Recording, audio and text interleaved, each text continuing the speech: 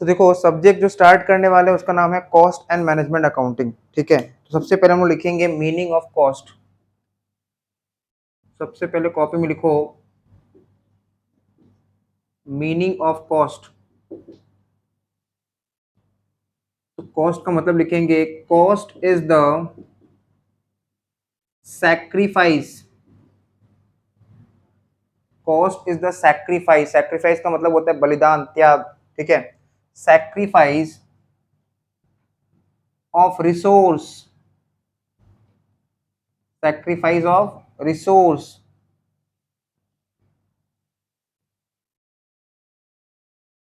अब ये रिसोर्स कैसा हो सकता है? ये रिसोर्स कैश में भी हो सकता है एंड काइंड में भी हो सकता है। ये रिसोर्सेज जो है वो कैश में भी हो सकता है या फिर काइंड में भी हो सकता है। Cost is the sacrifice of resource in order to produce a product और टू प्रोवाइड अ सर्विस, ठीक है। Cost is the sacrifice of resources in order to produce a product or to provide a service. Sacrifice of resource in order to produce a product, in order to produce a product or to provide a service, और to provide a service. तो cost का मतलब क्या होता है? It is the sacrifice of resource, ठीक है। Sacrifice of resource का मतलब जिस चीज से हम कुछ बना सकते हैं। जैसे देखो आज स्टूडेंट पढ़ाई करता है, तो पढ़ाई करने के लिए स्टूडेंट के पास क्या क्या रिसोर्सेस होना चाहिए? कॉपी होना चाहिए, पेन होना चाहिए, ठीक है, बुक्स होना चाहिए, स्कूल बैग होना चाहिए जिसमें वो सारी चीज को कैरी आउट कर सके, कैलकुलेटर होना चाहिए जिससे वो कैलकुलेशन कर सके। तो ये दीज आर द रिसोर्सेस। इन रिसोर्सेज के हेल्प से तुम लोग अपना पढ़ाई को कंप्लीट कर सकते हो या प्रॉपर तरह से पढ़ाई कर सकते हो। रिसोर्सेज अगर कम रहेगा तो पढ़ाई करने में भी प्रॉब्लम आएगा। वैसे कॉस्ट का मतलब क्या होता है? कॉस्ट इज द सैक्रिफाइस, ठीक है। कुछ चीज हम लोग सैक्रिफाइस कर रहे हैं। किसको सैक्रिफाइस कर रहे हैं? रिसोर्सेज को। अब ये रिसोर्सेज कैश इन नेचर भी हो सकता है या फिर काइंड में भी हो सकता है। In order to produce a product, एक प्रोडक्ट बनाने के लिए, और टू प्रोवाइड अ सर्विस, एक सर्विस देने के लिए। जैसे मान लो आज ये प्लास्टिक का पेन बना है, ठीक है, प्लास्टिक बॉडी से बना है। तो ये पेन बनाने के लिए हम लोग को प्लास्टिक कंपोनेंट्स जो रॉ फॉर्म में था, रॉ मटेरियल के फॉर्म में था, प्लास्टिक चिप्स था, ठीक है। प्लास्टिक चिप्स जो था उसको हमको सैक्रिफाइस करना पड़ा। पेन बनने के बाद क्या अब ये प्लास्टिक चिप्स दिख रहा है इसमें? नहीं। तो पहले प्लास्टिक का चिप्स था, प्लास्टिक का चिप्स को हमने सैक्रिफाइस किया, उसको मशीन में डाला, उसका प्रोसेसिंग किया, तब जाके पेन बन के निकला है, फाइनल प्रोडक्ट बन के निकला है पेन। प्लास्टिक का चिप्स को खरीदने के लिए हम लोग को पॉकेट से कैश सैक्रिफाइस करना पड़ा था। तो पहले हमने अपना पॉकेट से कैश निकाल के उसको सैक्रिफाइस किया, तब जाके हमको मिला प्लास्टिक का चिप्स। प्लास्टिक का चिप्स को भी हमने सैक्रिफाइस किया, तब जाके हमको मिल रहा है ये पेन। मतलब कॉस्ट, ये पेन बनाने का कॉस्ट क्या है? इस पेन को बनाने के लिए हमको दो बार सैक्रिफाइस करना पड़ा। एक तो हमने कैश सैक्रिफाइस किया, तब जाके हमको प्लास्टिक चिप्स मिला, प्लास्टिक रॉ मटेरियल। और प्लास्टिक का चिप्स, प्लास्टिक का रॉ मटेरियल को जब सैक्रिफाइस किया, तब जाके हमको मिला है पेन। क्लियर? तो cost is the sacrifice of resource. वो कैश में भी हो सकता है या फिर काइंड में भी हो सकता है। In order to produce a product, एक प्रोडक्ट बनाने के लिए, और टू प्रोवाइड अ सर्विस, या फिर सर्विस देने के लिए। नेक्स्ट लिखेंगे कॉपी में हम लोग elements of cost. Elements of cost. तो एलिमेंट्स ऑफ कॉस्ट में सबसे पहले लिख देंगे मटेरियल। एलिमेंट्स ऑफ कॉस्ट में सबसे पहले लिख देंगे मटेरियल। एलिमेंट्स का मतलब क्या होता है? पार्ट्स। जैसे पार्ट्स, जैसे एलिमेंट्स ऑफ ह्यूमन बॉडी क्या है? पार्ट्स ऑफ ह्यूमन बॉडी क्या क्या है? तो वी हैव स्किन, नोज, ठीक है, आईज, लिप्स, ये सब, हैंड, लेग्स, ये सब क्या है? पार्ट्स ऑफ ह्यूमन बॉडी है, जिनसे ह्यूमन बॉडी बना है। क्लियर? वैसे कॉस्ट किस चीज से बना है? कॉस्ट का क्या क्या एलिमेंट है? तो कॉस्ट का एलिमेंट सबसे पहले आता है मटेरियल, दूसरा आता है लेबर, एंड तीसरा आता है अदर एक्सपेंसेस, जिसको बहुत लोग ओवरहेड बोलते हैं, but overhead is something different, ठीक है। तो हम लोग क्या लिखेंगे? Other expenses. क्लियर? तो एलिमेंट्स ऑफ कॉस्ट में सबसे पहला क्या आता है? Material, labour and other expenses. जैसे फॉर एग्जांपल आज ये पेन बना है, तो ये पेन को बनाने के लिए, या फिर इस पेन का एलिमेंट अगर बात करें, तो इसमें प्लास्टिक कंपोनेंट यूज किया गया है। वो इसका मटेरियल पार्ट है। हमेशा याद रखना मटेरियल टैंजिबल इन नेचर होता है, मतलब मटेरियल को हम लोग देख सकते हैं, टच कर सकते हैं, वो टैंजिबल इन नेचर है, उसका फिजिकल एग्जिस्टेंस है, तो material is tangible in nature. Labour का मतलब क्या होता है? एफर्ट। लेबर का मतलब वर्कर नहीं होता है, ठीक है। लेबर का मतलब राम शाम जोदू मोदू वाला वर्कर नहीं है। लेबर का मतलब जो एफर्ट है, जो लेबरर देता है, ठीक है। लेबर का मतलब एफर्ट है which is given by the labourer. तो लेबरर जो है वो वर्कर है। लेबरर अपना जो एफर्ट दे रहा है उसको लेबर बोलते हैं। मतलब पेन बनाने के लिए प्लास्टिक का रॉ मटेरियल को मशीन में डालना पड़ा होगा, प्रोसेसिंग करना पड़ा होगा, टाइम टू टाइम मशीन को हीटिंग करना पड़ा होगा, तब जाके पेन बन के रेडी हुआ है। तो कितना प्लास्टिक कंपोनेंट डालेंगे ताकि एक पेन बन सके, कितना हीट रखना है, कितना हीट का फ्लेम को कम कर देना है, ये सब चेक करना पड़ेगा ना। ये सब चेक करने के लिए एक एक्सपीरियंस पर्सन का दरकार है, तो वो कौन होता है? Worker, that is labourer. और वर्कर का जो एफर्ट होता है, लेबरर का जो एफर्ट होता है, उसी को हम क्या बोलते हैं? लेबर। सिर्फ पेन बनाने के लिए मटेरियल और लेबर से काम नहीं चलेगा, वी नीड अदर एक्सपेंसेस। एक जगह होना चाहिए जहां पे हम प्रोडक्शन कर सकें, ठीक है। प्रोडक्शन एरिया चाहिए हम लोग को, मतलब हम लोग को एक फैक्ट्री सेटअप करना पड़ेगा, एक जगह ऑक्युपाई करना पड़ेगा, रेंट पे लेना पड़ेगा जगह। तो जगह हम लोग रेंट पे लेंगे, उसका रेंट भी हमको पे करना पड़ेगा, तो रेंट किस में आ जाएगा? अदर एक्सपेंसेस में आ जाएगा। इलेक्ट्रिक चार्जेस रहेगा तो वो भी अदर एक्सपेंसेस में आ जाएगा, मतलब सपोर्ट वाला खर्चा जिसके बिना प्रोडक्ट नहीं बन सकता, ठीक है। तो एलिमेंट्स ऑफ कॉस्ट में पहला क्या आ रहा है? मटेरियल, दूसरा क्या आ रहा है? लेबर, तीसरा क्या आ रहा है? Other expenses. एक डॉक्टर का एग्जांपल लेते हैं। डॉक्टर अपना क्लिनिक में, स्पेशली होम्योपैथी डॉक्टर, हम लोग विजिट किए होम्योपैथी डॉक्टर को, जो गोली देता है ना, डब्बा में गोली देता है, 2 गोली सुबह, 2 गोली दोपहर में, 2 गोली रात में, गोली मार के खत्म कर देता है, ठीक है। तो गोली वाला डॉक्टर जो होता है होम्योपैथी डॉक्टर, तो देखो होम्योपैथी जो डॉक्टर होता है वो अपना खुद का मटेरियल प्रोवाइड करता है, ठीक है। वो अपना जो सर्विस दे रहा है उसमें अपना वो खुद का मटेरियल प्रोवाइड करता है। डॉक्टर अपना एफर्ट देके, अपना टाइम देके, अपना मेहनत देके, पेशेंस के साथ पेशेंट को चेक करता है ना, धैर्य के साथ पेशेंट को चेक करता है, क्लियर, कि क्या डिसीज है क्या नहीं है, तो अपना लेबर एफर्ट दे रहा है वो। और अदर एक्सपेंसेस, उसका जो क्लिनिक है वो रेंटेड प्रेमाइसिस पे है, तो उसको अपना क्लिनिक का रेंट पे करना पड़ता है, इलेक्ट्रिक चार्जेस पे करना पड़ता है, बहुत सारा मशीन्स होता है उसके पास, उसका डेप्रीशिएशन भी होता है। तो these are called other expenses. इसका मतलब कोई भी प्रोडक्ट अगर हम बना रहे हैं या फिर कोई भी सर्विस दे रहे हैं, या तो हम लोग कोई प्रोडक्ट बना रहे हैं या फिर कोई सर्विस दे रहे हैं, तो उसका कॉस्ट एलिमेंट में 3 चीज इंक्लूडेड है। पहला होता है मटेरियल, दूसरा होता है लेबर, और तीसरा होता है अदर एक्सपेंसेस। कॉस्ट का मतलब क्या होता है? Cost is the sacrifice of resource. Resources का मतलब जिसके हेल्प से हम लोग कुछ फाइनल आउटपुट बना सकते हैं, जिसके हेल्प से हम लोग कोई फाइनल सर्विस डिलीवर कर सकते हैं, ठीक है। तो जैसे पेन बनाना है, तो पेन बनाने के लिए हमारे पास क्या क्या रिसोर्सेस होना चाहिए? प्लास्टिक चिप्स होना चाहिए, प्लास्टिक का रॉ मटेरियल। तो प्लास्टिक का चिप्स अगर नहीं रहेगा तो हम लोग पेन नहीं बना सकते। प्लास्टिक का चिप्स को खरीदने के लिए हम लोग को पॉकेट से कैश सैक्रिफाइस करना पड़ा। मतलब रिसोर्सेज 2 तरह का हमने सैक्रिफाइस किया, एक कैश इन नेचर और एक काइंड इन नेचर। दोनों रिसोर्सेज को हमने सैक्रिफाइस किया, तब जाके हम लोग को क्या मिला है? हम लोग एक प्रोडक्ट बना सके, in order to produce a product और टू प्रोवाइड अ सर्विस। चाहे हम प्रोडक्ट बना रहे हैं, चाहे हम सर्विस दे रहे हैं, हर चीज में कॉस्ट का इन्वॉल्वमेंट है। और एलिमेंट्स ऑफ कॉस्ट में हमने अभी क्या क्या देखा है? एक होता है मटेरियल, दूसरा होता है लेबर, और तीसरा होता है अदर एक्सपेंसेस। यहां तक क्लियर है? आगे बढ़ते हैं next topic.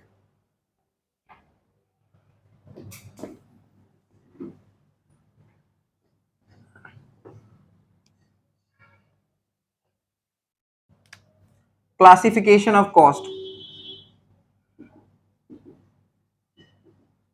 Classification of cost, copy के बीच में ये हेडिंग दे देंगे, classification of cost, cost classification.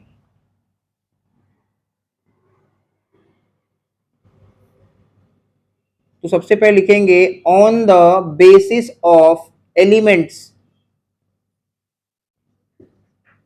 On the basis of elements, cost classification on the basis of elements, elements wise cost classification. देखो वैसे तो कॉस्ट क्लासिफिकेशन बहुत तरह से हो सकता है, बट हमारा सिलेबस के लिए जो जो नेसेसरी है पहले हम लोग पहले उसको डिस्कस करेंगे, और पूरा सिलेबस होते होते हम लोग बहुत सारा कॉस्ट को क्लासिफाई करना सीख जाएंगे, डिस्कशन में वो हमारा पार्ट में आ जाएगा। तो on the basis of elements. दूसरा होता है on the basis of behaviour, on the basis of behavior, on the basis of behavior, ठीक है। एंड तीसरा होता है on the basis of function. और भी बहुत तरह के कॉस्ट क्लासिफिकेशन है, बट पहले हम लोग इन तीन के बारे में जानेंगे। कॉस्ट को क्लासिफाई कर रहे हैं, पहला क्लासिफिकेशन है on the basis of elements, दूसरा क्लासिफिकेशन है on the basis of behaviour, तीसरा क्लासिफिकेशन है on the basis of function. Now on the basis of element से हम लोग क्या करेंगे, तीन एरो स्ट्राइक आउट करेंगे। पहला में लिखेंगे मटेरियल, दूसरा में लिखेंगे लेबर, और तीसरा में एज यूजुअल लिख देंगे other expenses. Material, labour and other expenses. अगर हम लोग कॉस्ट को क्लासिफाई करें on the basis of elements, तो एलिमेंट्स वाइज क्लासिफिकेशन में हम लोग देख सकते हैं कि एक होता है मटेरियल, दूसरा होता है लेबर और तीसरा होता है अदर एक्सपेंसेस। अगर हम बिहेवियर वाइज क्लासिफिकेशन करें on the basis of behaviour, तो एक होता है फिक्स्ड कॉस्ट, एक होता है वेरिएबल कॉस्ट, और एक होता है सेमी फिक्स्ड और सेमी वेरिएबल और मिक्स्ड कॉस्ट। Mixed cost. तो बिहेवियर वाइज क्लासिफिकेशन हम लोग देख सकते हैं तीन तरह का कॉस्ट सामने आ गया। एक होता है फिक्स कॉस्ट, एक होता है वेरिएबल कॉस्ट, एक होता है सेमी वेरिएबल या फिर सेमी फिक्स या फिर मिक्स कॉस्ट। इन सब का मतलब डिटेल में सीखेंगे, पहले लिख लेते हैं। और on the basis of function का अगर बात करें, तो इसमें हम लोग देख सकते हैं कि एक होता है फैक्ट्री ओवरहेड, जिसको हम लोग फैक्ट्री एक्सपेंसेस भी बोलते हैं। एक होता है office and administrative overhead, office and administrative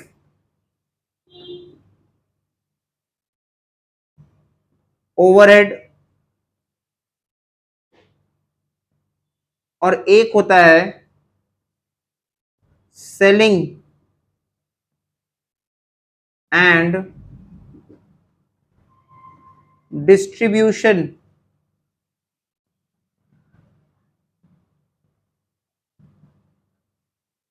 overhead. तो ये हम लोगों ने देखो कॉस्ट को क्लासिफाई कर दिया। अभी तक जितना दरकार है उतना तक का क्लासिफिकेशन हमने कर दिया है। Cost classification, classification of cost में हम लोग सबसे पहला टॉपिक देख रहे हैं on the basis of elements, दूसरा देख रहे हैं on the basis of behaviour, और तीसरा देख रहे हैं on the basis of function. On the basis of elements में हम लोग देख पा रहे हैं मटेरियल है, लेबर है, अदर एक्सपेंसेस है, ठीक है। उसके बाद on the basis of behaviour में फिक्स कॉस्ट है, वेरिएबल कॉस्ट है, सेमी वेरिएबल, सेमी फिक्स या फिर मिक्स्ड कॉस्ट है। On the basis of function में फैक्ट्री ओवरहेड है, ऑफिस एंड एडमिनिस्ट्रेटिव ओवरहेड है, सेलिंग एंड डिस्ट्रीब्यूशन ओवरहेड है। ये सब हम लोग कॉस्ट क्लासिफिकेशन को देख सकते हैं, ठीक है। नेक्स्ट इसके बाद का टॉपिक, अब हम लोग कॉपी के बीच में फिर से लिखेंगे कॉस्ट। हम लोग वापस इस टॉपिक पे आएंगे, पहले हम लोग कॉपी के बीच में लिखेंगे cost.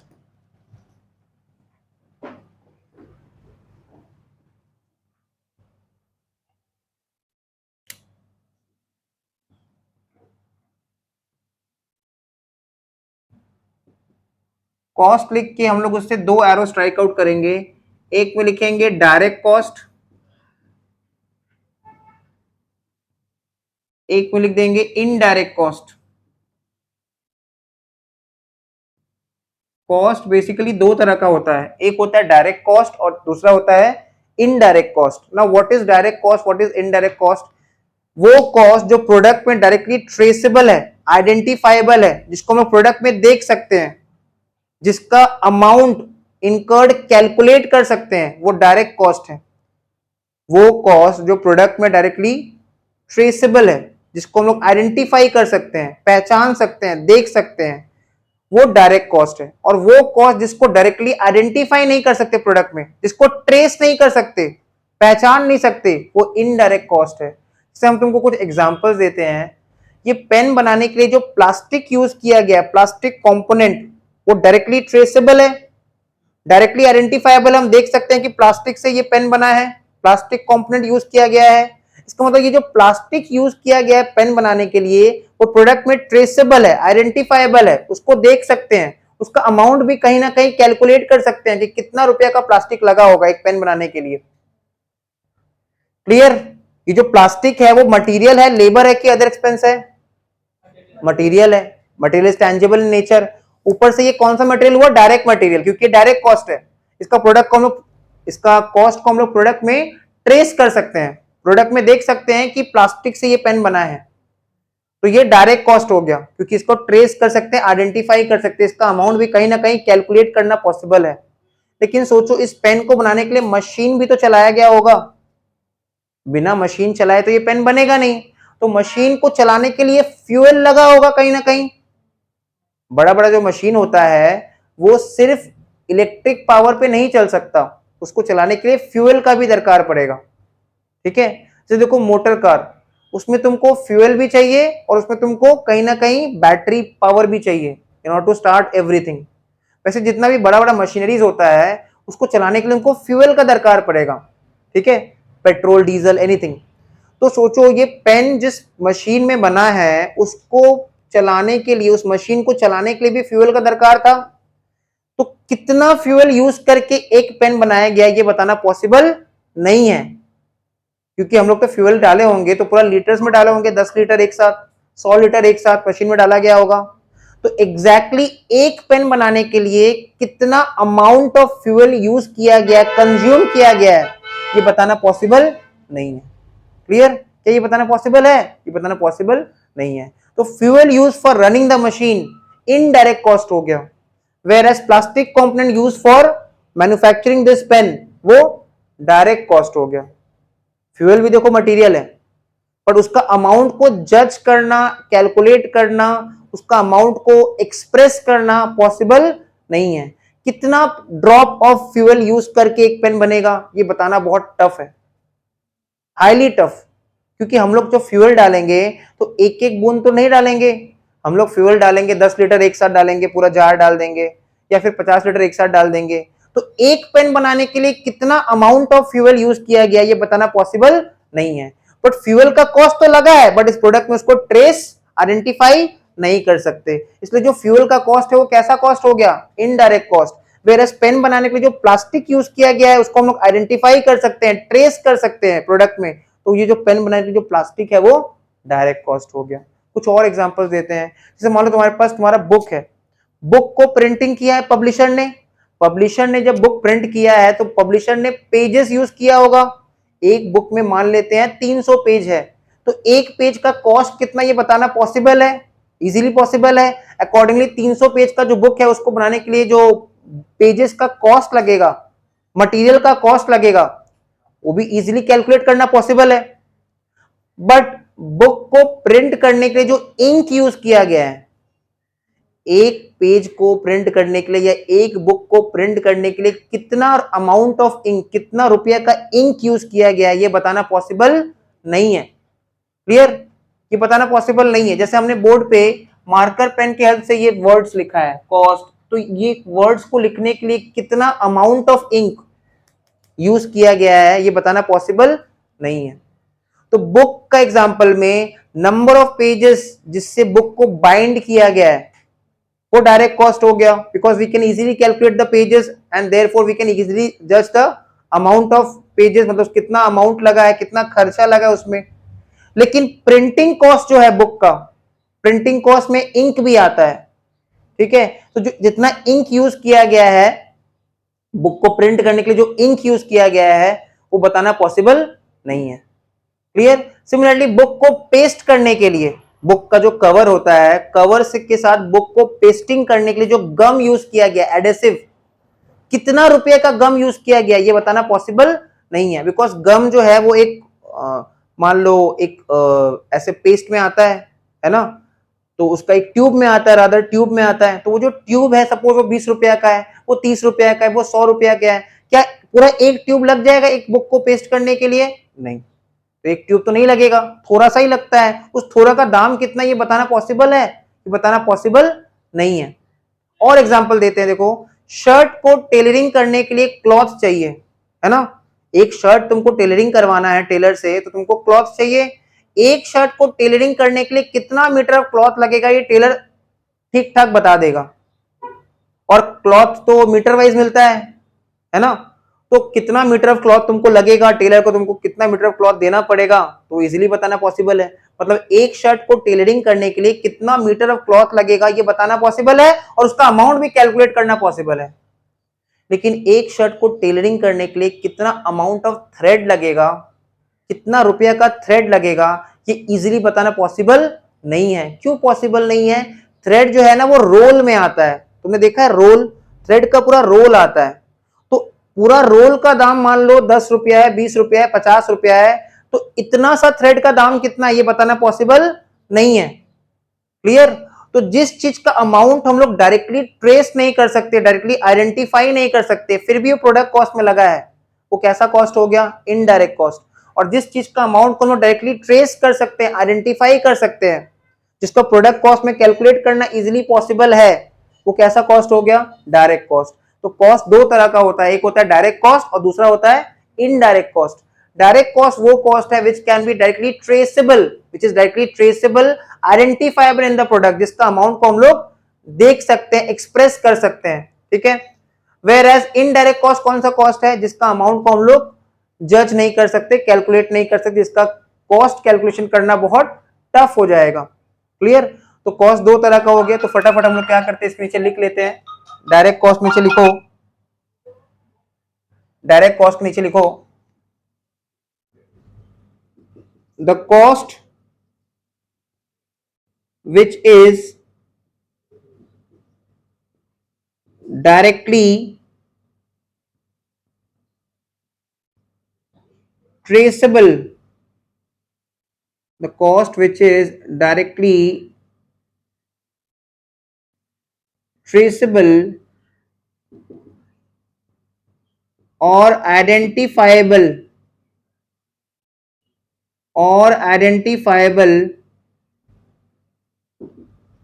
in the product, in the product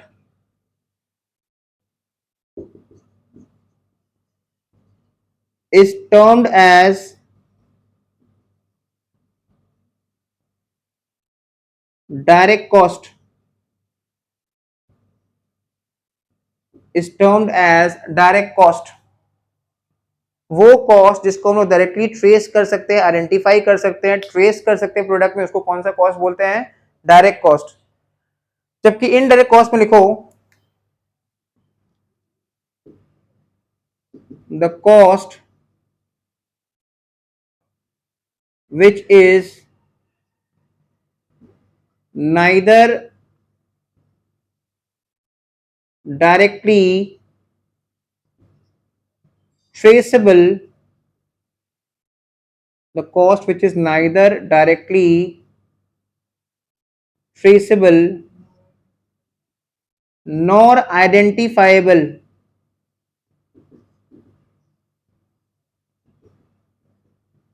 in the product, the cost which is neither directly traceable nor identifiable in the product, comma, is termed as indirect cost, is termed as indirect cost। तो cost देखो हमने अगर सीखा दो तरह का, एक होता है डायरेक्ट कॉस्ट और एक होता है इनडायरेक्ट कॉस्ट। डायरेक्ट कॉस्ट वो कॉस्ट है जो प्रोडक्ट में डायरेक्टली ट्रेसेबल है, आइडेंटिफाइबल है, जिसको हम लोग देख सकते हैं, जिसका अमाउंट इजीली कैलकुलेट कर सकते हैं, वो डायरेक्ट कॉस्ट है। इनडायरेक्ट कॉस्ट वो कॉस्ट होता है जो प्रोडक्ट में डायरेक्टली ट्रेसेबल नहीं है, आइडेंटिफाइबल नहीं है, जिसका अमाउंट इजीली कैलकुलेट करना पॉसिबल नहीं है, उसको बोलते हैं इनडायरेक्ट कॉस्ट। ठीक है? यहां तक क्लियर है? नेक्स्ट वापस आते हैं क्लासिफिकेशन ऑफ कॉस्ट में।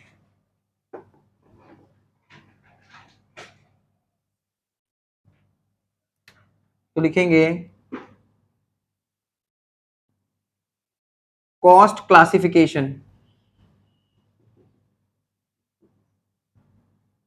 ये हम लोग का हेडिंग हो गया। इसके नीचे लिख देंगे on the basis of elements, on the basis of elements. तो on the basis of element से हम लोग 3 एरो स्ट्राइक आउट करेंगे। एक होता है मटेरियल, एक होता है मटेरियल, ठीक है, एक होता है मटेरियल।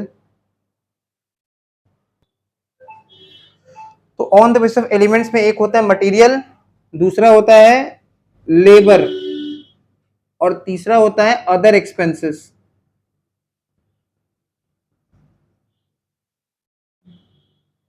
तो मटेरियल से भी हम लोग क्या करेंगे, 2 एरो निकालेंगे। एक में लिखेंगे direct material,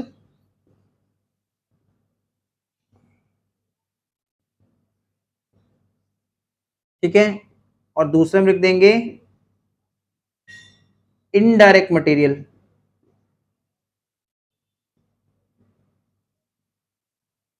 direct material and indirect material.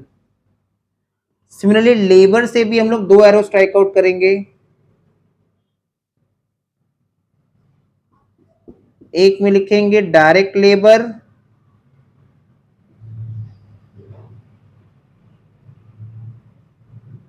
दूसरे में लिख देंगे इनडायरेक्ट लेबर।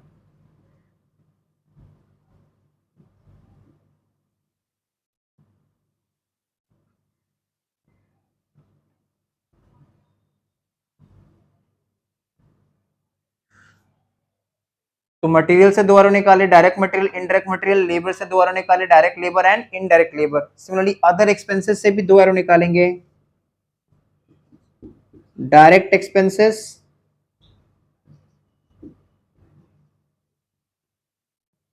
अदर एक्सपेंसेस बोलो या खाली एक्सपेंसेस बोलो, बात एक ही है, indirect expenses.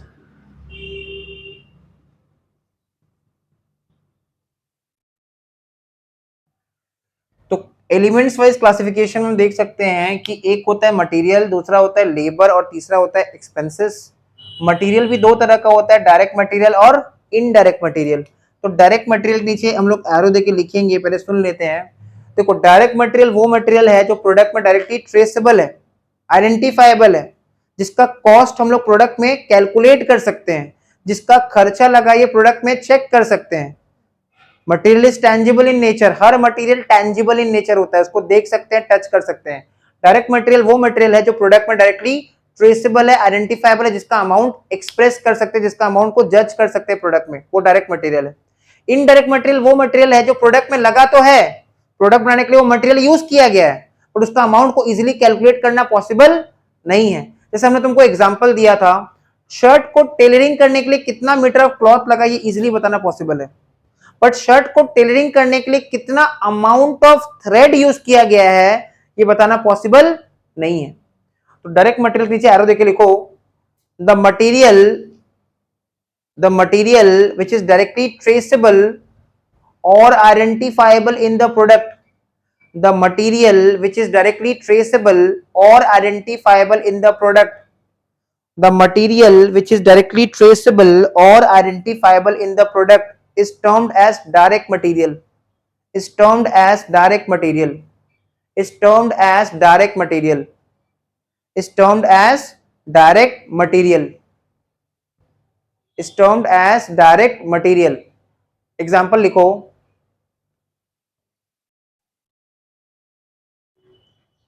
cloth, cloth used for tailoring a shirt, cloth used for tailoring a shirt, cloth used for tailoring a shirt। ये क्या किस चीज का एग्जांपल हो गया, डायरेक्ट मटेरियल का।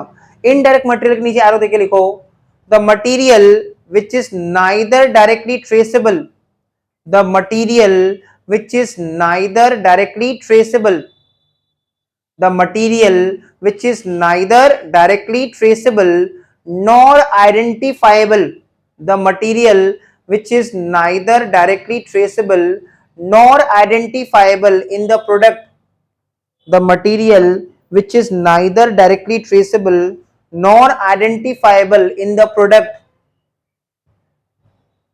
is termed as indirect material, is termed as indirect material, is termed as indirect material।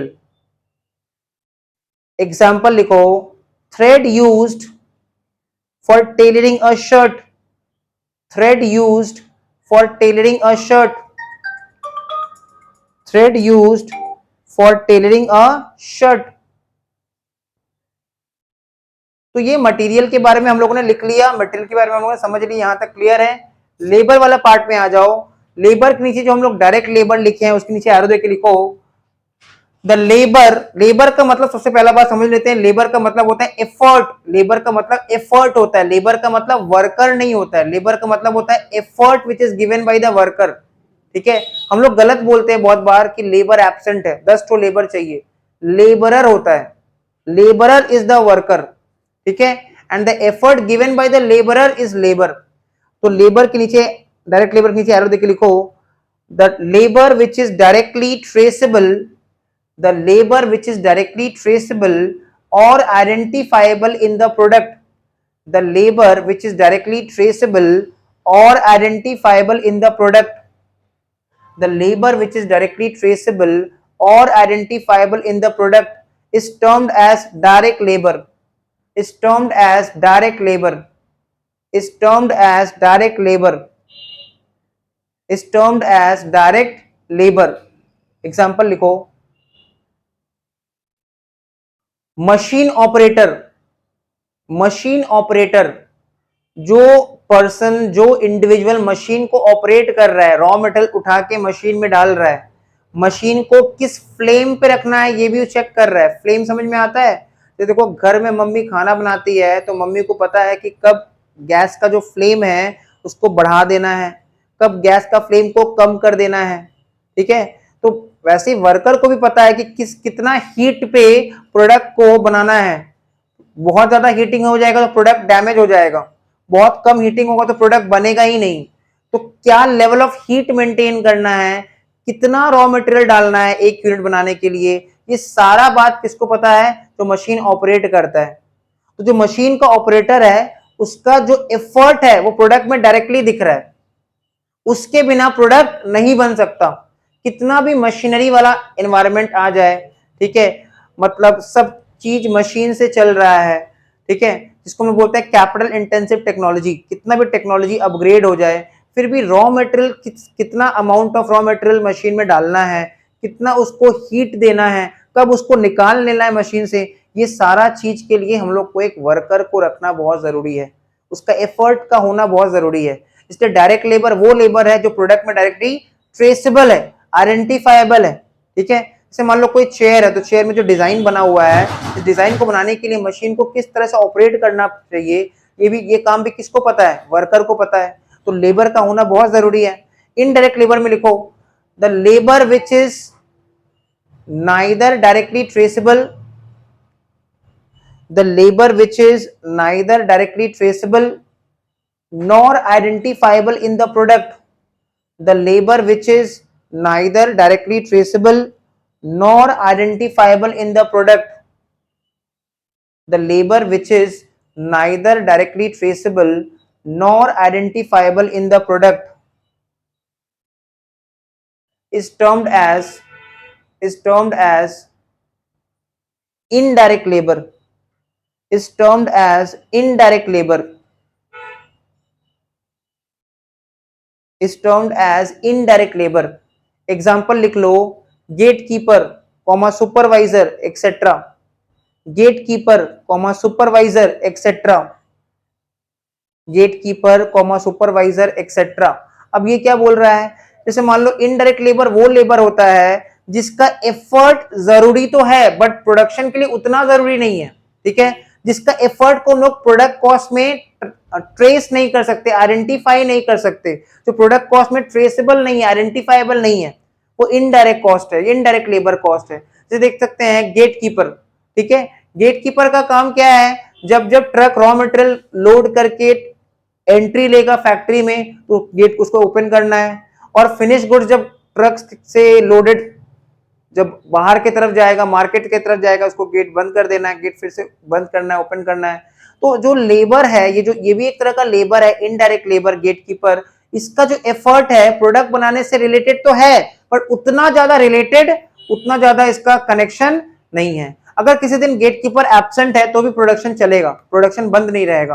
लेकिन अगर मशीन ऑपरेटर एब्सेंट है तो उस दिन वो पर्टिकुलर मशीन दूसरा कोई नहीं चला सकता, क्योंकि मशीन ऑपरेटर को पता है कि मशीन को कैसे ऑपरेट करना है। मशीन ऑपरेटर का काम दूसरा कोई नहीं कर सकता। सुपरवाइजर कौन होता है? जो देखभाल करता है, देख रेख करता है कि सारा सब लोग काम कर रहा है कि नहीं, टाइम पे काम पे आ रहा है कि नहीं। तो देखो तुम्हारे क्लास में जैसे मॉनिटर होता है वैसे फैक्ट्री में सुपरवाइजर होता है। सुपरवाइजर का काम क्या है कि वो देखेगा कि सारा वर्कर लोग काम चोरी तो नहीं कर रहा है, इधर उधर का बात तो नहीं कर रहा है, सबको अपना टाइम पे काम पे आ रहा है, ठीक है, और कोई वेस्टेज तो नहीं कर रहा है, कोई चोरी नहीं कर रहा है। तो सुपरवाइजर भी क्या हो गया? इनडायरेक्ट लेबर हो गया। प्रोडक्ट कॉस्ट में उसका खर्चा भी इंक्लूडेड है, बट वो डायरेक्टली ट्रेसेबल या फिर आइडेंटिफाइबल नहीं है। क्यों नहीं है? जैसे मान लो सुपरवाइजर को पूरा महीना सैलरी मिलता है 10,000। अब एक पेन बनाने में सुपरवाइजर का सैलरी कॉस्ट कितना, ये बताना बहुत टफ है, बहुत ही ज्यादा टफ है। ये इजीली कैलकुलेट करना पॉसिबल नहीं है। लेकिन हम इजीली बता सकते हैं मशीन ऑपरेटर का वेजेस, अगर उसको हम पर यूनिट पे फिक्स कर दें। अगर मशीन ऑपरेटर एक पीस बनाएगा उसको 2 रुपया मिलेगा, तो 1000 पीस बनाने पे मशीन ऑपरेटर को 2000 का पेमेंट मिलेगा। तो उसका कॉस्ट, डायरेक्ट लेबर का कॉस्ट को इजीली कैलकुलेट करना पॉसिबल है, whereas इनडायरेक्ट लेबर का कॉस्ट को इजीली कैलकुलेट करना पॉसिबल नहीं है, आइडेंटिफाई करना, ट्रेस करना पॉसिबल नहीं है। तो हम लोगों ने लेबर के बारे में लिख लिया। अब एक्सपेंसेस में आ जाओ। डायरेक्ट एक्सपेंस में लिखो the expenses which are directly traceable or identifiable in the product.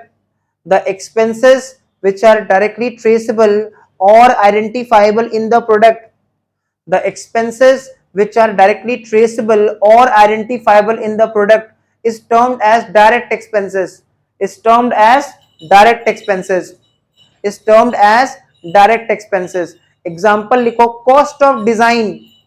Cost of design, बहुत सारा प्रोडक्ट में डिजाइन किया हुआ रहता है। जैसे तुमने देखा होगा ऑडी का जो कार है, ठीक है, ऑडी कार जो है उसमें 4 रिंग बना हुआ रहता है।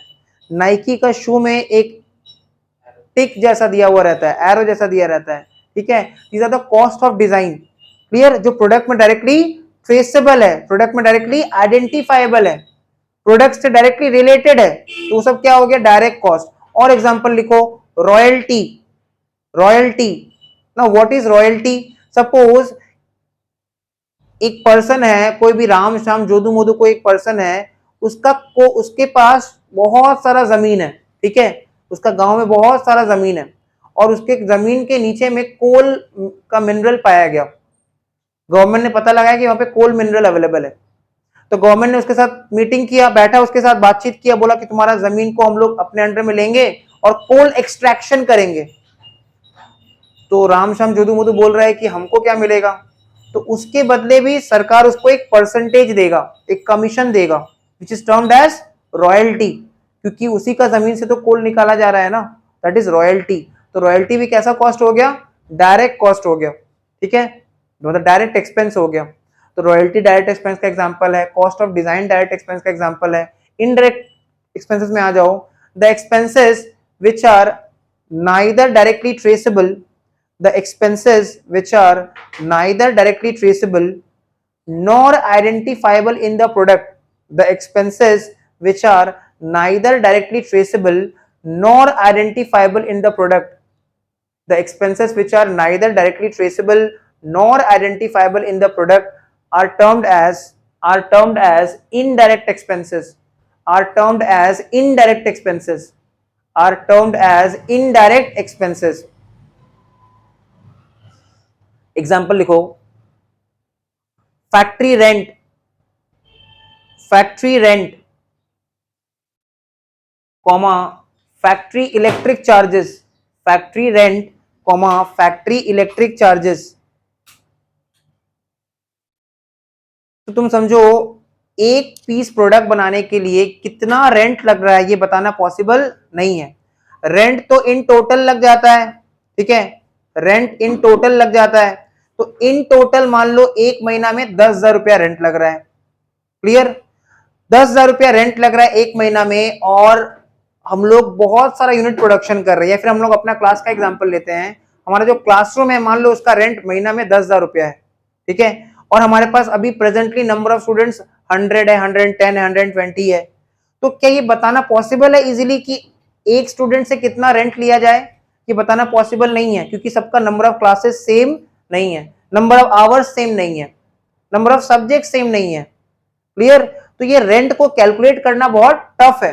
अगर हम टेलर के पास जाते हैं शर्ट को टेलरिंग करवाने के लिए, तो टेलर इजीली बता देगा कि एक शर्ट को टेलरिंग करने के लिए कितना मीटर ऑफ क्लॉथ लगेगा। टेलर इजीली बता देगा कि उसका जो वर्कर है वो कितना लेबर चार्जेस चार्ज करेगा। बट टेलर को बहुत प्रॉब्लम होगा ये डिसाइड करने में कि एक शर्ट में रेंट का कितना अमाउंट जोड़ेगा, एक शर्ट में डेप्रिसिएशन का कितना अमाउंट जोड़ेगा, एक शर्ट में इलेक्ट्रिक चार्जेस का कितना अमाउंट जोड़ेगा। पूरा महीने का रेंट तो एक शर्ट का बिल में नहीं जोड़ सकता। जोड़ सकता है? पूरा महीने का रेंट अप्रोक्सीमेटली 10 से 15 हजार है।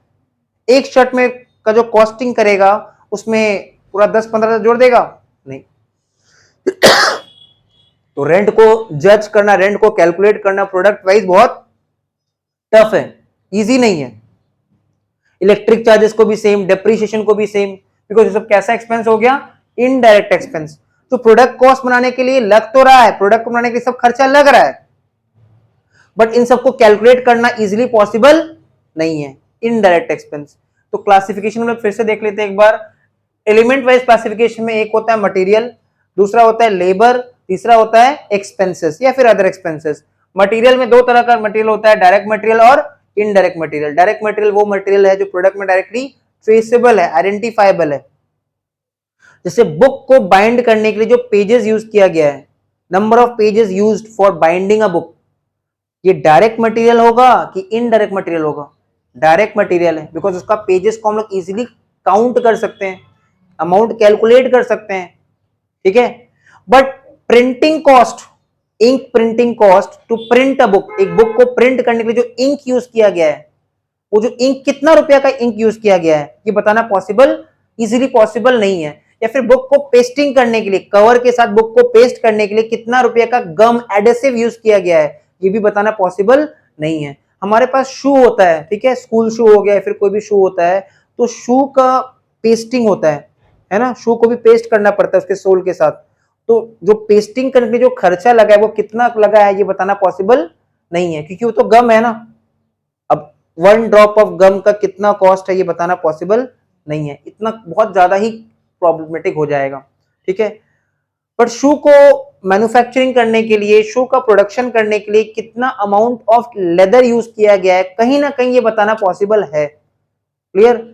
तो these were the examples of material, labour and expenses. अब आ जाते हैं नेक्स्ट हेडिंग दे दो, on the basis of behaviour.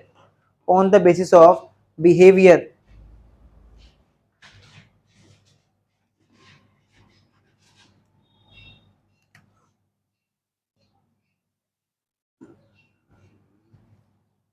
on the basis of behavior। तो बिहेवियर वाइज क्लासिफिकेशन में पहले लिख देंगे फिक्स्ड कॉस्ट,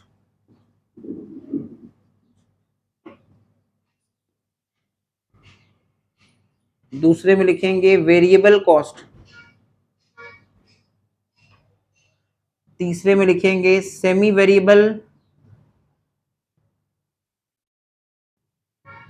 या फिर सेमी फिक्स्ड या फिर मिक्स्ड कॉस्ट।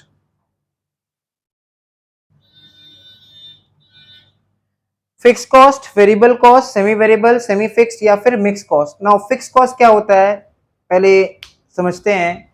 फिक्स कॉस्ट एक ऐसा कॉस्ट है जो पूरा टाइम फिक्स्ड रहता है, चेंज नहीं होता है। एक्टिविटी लेवल के साथ, प्रोडक्शन लेवल के बढ़ने के साथ या प्रोडक्शन लेवल के गिरने के साथ ये कॉस्ट में कोई भी तरह का चेंज नहीं आता है। क्लियर? टोटल में फिक्स रहता है बट पर यूनिट वेरिएबल होता है। फिक्स कॉस्ट का नेचर क्या होता है? Fixed in total but variable per unit. जैसे एग्जांपल लेते हैं, इस क्लासरूम का रेंट 10,000 रुपया है, ठीक है। इस क्लासरूम का जो रेंट है वो 10,000 रुपया है। प्रेजेंटली हमारे पास मान लो 100 स्टूडेंट्स हैं, तो 10,000 रुपया रेंट है और 100 स्टूडेंट है, तो हर स्टूडेंट का फीस में रेंट के नाम पे कितना कलेक्शन हो रहा है? 100 रुपीज। 10,000 रुपया रेंट है, 100 स्टूडेंट है, तो 10,000 रुपया रेंट को अगर 100 से डिवाइड कर देंगे तो पर स्टूडेंट का जो फीस है उसमें रेंट का कलेक्शन कितना है? 100 रुपया। क्लियर? तो तुम्हारा जो भी फीस उसमें 100 रुपया मेरा नहीं है, उसमें 100 रुपया रेंट का है, लैंडलॉर्ड का पेमेंट है। क्लियर? कल को अगर ये नंबर ऑफ स्टूडेंट्स 200 हो जाए तो क्या रेंट चेंज हो जाएगा? रेंट वही 10,000 रहेगा। तो रेंट 10,000 रुपया, नंबर ऑफ स्टूडेंट्स 200 हो गया। अब बताओ पर स्टूडेंट से रेंट कितना लिया जा रहा है? 50 रुपया। तो हम क्या देख सकते हैं कि नंबर ऑफ स्टूडेंट्स के बढ़ने के साथ पर यूनिट रेंट, पर स्टूडेंट रेंट कम हो गया। कल को कोविड पार्ट 2 आ गया तो 200 स्टूडेंट वाला मान लो 50 स्टूडेंट में कन्वर्ट हो जाएगा। ठीक है, अब बताओ पर स्टूडेंट रेंट कितना हो जाएगा? 200 रुपया। मतलब नंबर ऑफ स्टूडेंट्स के कम होने के साथ पर स्टूडेंट जो रेंट है वो बढ़ जा रहा है, बट रेंट टोटल में हमेशा फिक्स्ड है। टोटल में फिक्स्ड है, पर यूनिट वेरिएबल है। फिक्स कॉस्ट का नेचर होता है, बिहेवियर होता है, टोटल में फिक्स्ड होता है, टोटल में चेंज नहीं होता है, लेकिन पर यूनिट हमेशा चेंज होता है। नंबर ऑफ यूनिट्स का प्रोडक्शन बढ़ने के साथ per unit rent, per unit fix cost कम हो जाएगा, inverse relation. Whereas number of units production गिरने के साथ पर यूनिट फिक्स कॉस्ट बढ़ जाएगा, बट टोटल में हमेशा फिक्स रहेगा। फिक्स कॉस्ट का नेचर क्या है? टोटल में फिक्स्ड है और पर यूनिट वेरिएबल है। क्लियर? तो फिक्स कॉस्ट नीचे एरो देके लिखो, fix cost is the cost which is fixed in total. Fix cost is the cost which is fixed in total. Fixed cost is the cost which is fixed in total. Fixed cost is the cost which is fixed in total but variable per unit. Fixed cost is the cost which is fixed in total but variable per unit. Full stop. Fixed cost per unit. Fixed cost per unit. Bracket में लिख लेना थोड़ा, इसका नाम है recovery rate. ये जो fix cost per unit हम लोग बोलते हैं ना, इसको हम लोग आगे चल के एक चैप्टर में सीखेंगे। इसका नाम है recovery rate oblique absorption rate. इसका और एक नाम है, लिख लो absorption, ABSORPTION, absorption rate, bracket close. तो क्या लिखे? Fix cost per unit increases with the decrease, increases with the decrease in production,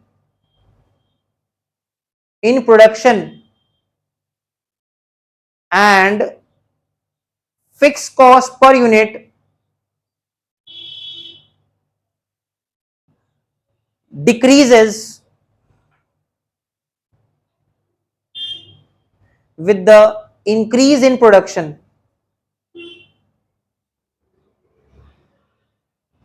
Fixed cost per unit decreases with the increase in production but remains fixed in total, but remains fixed in total, but remains fixed in total. Example लिख लो factory rent, example लिख लो factory rent, factory rent. Clear? तो fix cost एक ऐसा cost होता है जो टोटल में फिक्स्ड होता है और पर यूनिट वेरिएबल होता है। एक भी यूनिट प्रोडक्शन बढ़ने के साथ पर यूनिट फिक्स कॉस्ट कम हो जाएगा, एंड प्रोडक्शन के गिरने के साथ, एक्टिविटी लेवल के गिरने के साथ पर यूनिट फिक्स कॉस्ट बढ़ जाएगा, बट टोटल में हमेशा फिक्स रहेगा। एग्जांपल क्या लिखे? Factory rent. दूसरा लिखो वेरिएबल कॉस्ट। नाउ वेरिएबल का मतलब होता है ऐसा कॉस्ट जो वेरी करेगा, चेंज होगा। ठीक है, फिक्स कॉस्ट का मतलब जो फिक्स है, जो चेंज नहीं होगा। वेरिएबल कॉस्ट का मतलब उल्टा है, जो चेंज होगा। तो वेरिएबल कॉस्ट में लिखो variable cost is the cost, variable cost is the cost, variable cost is the cost which is variable in total, which is variable in total. Variable cost is the cost which is variable in total but remains fixed per unit. Variable cost is the cost which is variable in total but remains fixed per unit, but remains fixed per unit. No variable cost का मतलब क्या होता है? जो total में vary करेगा but fix रहेगा per unit. Full stop. Total variable cost increases, total variable cost increases, total variable cost increases with the increase in production with the increase in production or level of operation, with the increase in production or level of operation, मतलब activity level के बढ़ने के साथ variable cost भी क्या हो जाता है, इंक्रीज हो जाता है। डायरेक्ट रिलेशन है कि इनडायरेक्ट रिलेशन है, डायरेक्ट रिलेशन है। Whereas total variable cost decreases, whereas total variable cost decreases, total variable cost decreases with the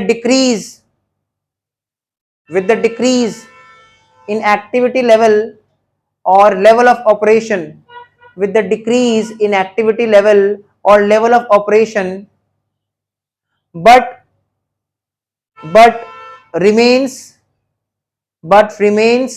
fixed per unit, but remains fixed per unit।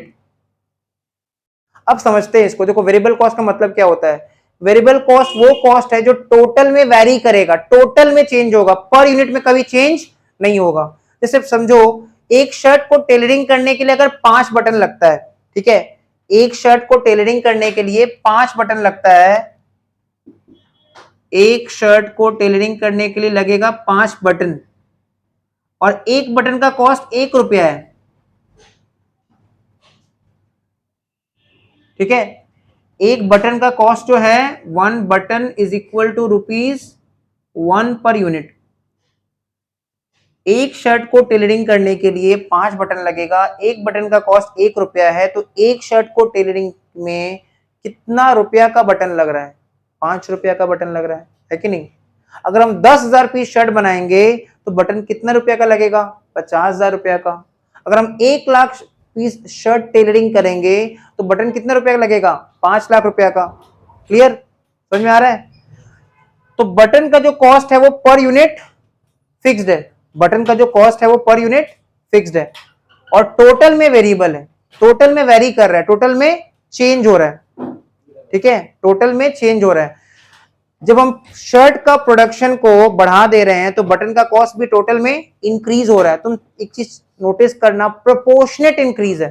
Proportionate increase का मतलब अगर production level 20% से increase होगा तो variable cost भी 20% से ही increase हो रहा है, प्रोपोर्शनेट, सेम रेट पे। प्रोपोर्शनेट वर्ड समझ में आ रहा है, सेम रेट पे इंक्रीज होगा। एक बटन का कॉस्ट 1 रुपया है, एक शर्ट को टेलरिंग करने के लिए 5 बटन लगेगा, तो एक शर्ट को टेलरिंग करने के लिए बटन का कॉस्ट कितना, 5 रुपया। 10,000 शर्ट बनाएंगे तो 50,000, 1 लाख पीस शर्ट बनाएंगे तो 5 लाख, कल को 2,000 पीस शर्ट बनाने लग गए तो 10,000 रुपया। मतलब जिस तरह से हमारा एक्टिविटी लेवल चेंज हो रहा है उसी रेट पे, उसी डायरेक्शन में वेरिएबल कॉस्ट भी टोटल में चेंज हो रहा है, बट पर यूनिट हमेशा फिक्स्ड है। फिक्स कॉस्ट का नेचर क्या था, टोटल में फिक्स्ड है, पर यूनिट वेरिएबल है। वेरिएबल कॉस्ट का नेचर क्या है, टोटल में वेरिएबल है बट पर यूनिट फिक्स्ड है।